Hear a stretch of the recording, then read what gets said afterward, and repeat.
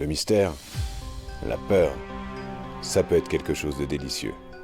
Et dans le domaine, je suis plutôt du genre fin gourmet.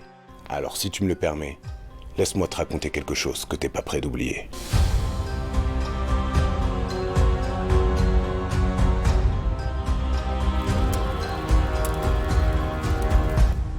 Une créature fantastique, celle-là même que d'autres artistes décriront comme une beauté sauvage et envoûtante.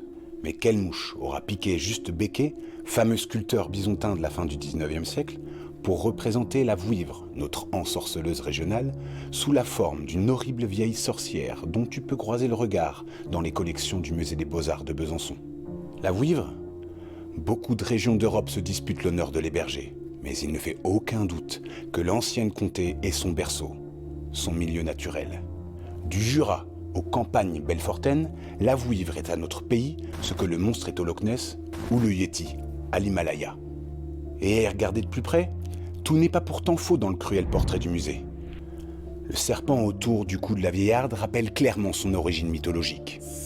Car, si une chose est sûre, c'est que la Vouivre est d'abord un énorme serpent, une créature aquatique dont le long corps sinueux, vert comme les sous-bois, se confond avec les méandres de nos rivières les plus secrètes. Qu'on la dise, munie d'ailes de chauve-souris ou métamorphosée en jeune femme au charme mortel, chacun s'accorde sur le fait que son front est ceint d'un exceptionnel joyau, l'escarboucle, qui aura excité bien des convoitises et suscité bien des malédictions chez ceux qui auront tenté de l'en priver. La légende est si belle. Et la réalité ? Voici quelques dizaines d'années, dans l'arrière-pays bisontin, un groupe de paysans bagarre pour faire avancer des bœufs. Pas moyen. Les bêtes sont terrorisées par un simple tronc d'arbre qui barre le chemin qui descend à la rivière. Quelle n'est pas la stupeur des agriculteurs quand ils s'aperçoivent que l'arbre glisse sur lui-même, qu'il s'enfonce dans les hautes herbes et qu'il n'est autre qu'un serpent d'une taille extraordinaire.